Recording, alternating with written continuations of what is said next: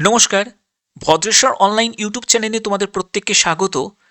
তোমাদের প্রত্যেকের জন্য যারা যারা এসআইআর 2026-এর ভোটার লিস্টে নাম চেক করতে চাইছো কিন্তু করতে পারছো না, সেই সব প্রার্থীদের জন্য খুব ইম্পর্ট্যান্ট এই ভিডিওটা। অলরেডি তোমাদের ড্রাফট লিস্ট জারি হয়েছে, সেটা নিশ্চয়ই তোমরা চেক করেছো। যদি তোমার ড্রাফট লিস্টে নাম না থাকে, নাম না থাকাটাই ভালো।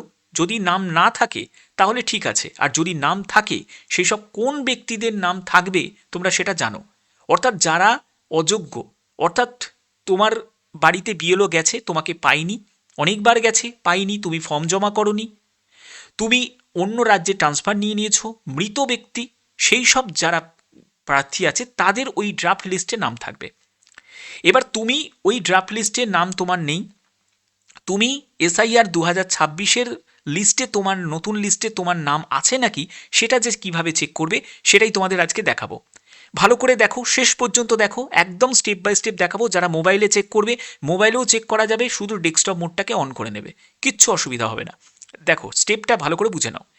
এখানে কিন্তু ইসিআইএনইটি এই অ্যাপটাকেও ডাউনলোড করে তোমরা করতে পারো, ঠিক আছে। তবে অ্যাপ ডাউনলোড করার কোনো প্রয়োজন নেই, এমনি নর্মালি তোমরা চেক করতে পারবে, আমি দেখিয়ে দিচ্ছি। এর জন্য অফিসিয়াল সাইটে তোমাদের ভিজিট করতে হবে, ceo.westbengal.wb.gov.in, এর লিঙ্ক আমি ডিসক্রিপশানে দিয়ে দেবো। ওকে, তো চলো, এখানে প্রথমে তোমাদের দেখো ইলেক্টরস বলে যে অপশানটা তোমরা দেখতে পাচ্ছ, এখানে তোমাদের সিম্পলি ক্লিক করতে হবে। এখানে যখন তুমি ক্লিক করবে দেখো find your name in electoral role, এই অপশানটা তোমরা পাচ্ছ, এবং search your name in electoral role, এই অপশানটাই তোমাদের ক্লিক করতে হবে। যখনই এই অপশানে তুমি ক্লিক করবে এরকম একটি পেজ চলে আসবে, দেখতে পাবে ভোটার সার্ভিস পোর্টাল। এই যে পোর্টালটা তোমাদের ওপেন হয়ে গেল, যেখানে দেখো তুমি এপিক নাম্বার অর্থাৎ ভোটার আইডি কার্ড দিয়েও তুমি সার্চ করতে পারো। যদি তোমার হাতে কাছে যদি ভোটার আইডি কার্ডটা না থাকে, বা তুমি এপিক নাম্বারটা ভুলে গেছো, তাহলে তোমাদের সার্চ বাই ডিটেলস এটা দিয়েও তুমি সার্চ করতে পারো, মোবাইল নাম্বার দিয়েও তুমি সার্চ করতে পারো। আমি তিনটেই তোমাদের দেখাবো।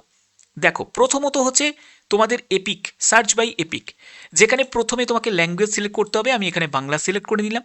এরপরে তোমার এপিক নাম্বার অর্থাৎ ভোটার কার্ডের নাম্বারটা তোমার এখানে বসাতে হবে, এবং তোমাকে এখানে স্টেট সিলেক্ট করতে হবে। এখান থেকে যখনই তুমি অপশানে যখন ক্লিক করবে, আচ্ছা এই জায়গাটায় না একটু সমস্যা কিন্তু হচ্ছে, হ্যাঁ, এখানে তোমাদের দেখো, এই দেখো, এবার তুমি ওয়েস্ট বেঙ্গল সিলেক্ট করে নেবে, এবং এখানে তোমাকে এপিক নাম্বারটা বসিয়ে নিতে হবে, এবং এখান থেকে তোমাকে ল্যাঙ্গুয়েজটা সিলেক্ট করে নিতে হবে।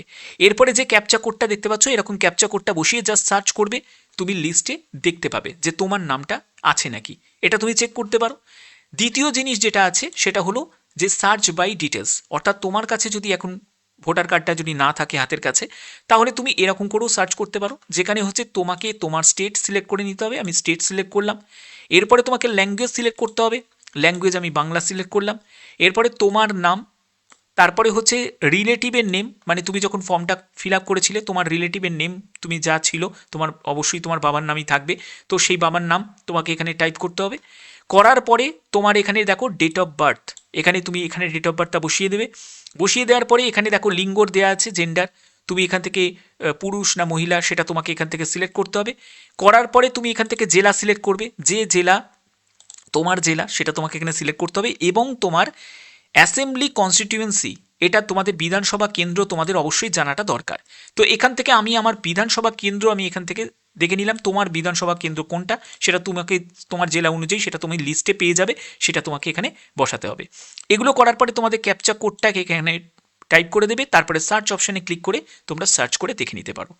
আর একটা অপশান আছে সেটা হলো মোবাইলের মাধ্যমে, সেটা হচ্ছে যে তোমাকে এখান থেকে স্টেট সিলেক্ট করতে হবে, এই যে স্টেট সিলেক্ট করলাম।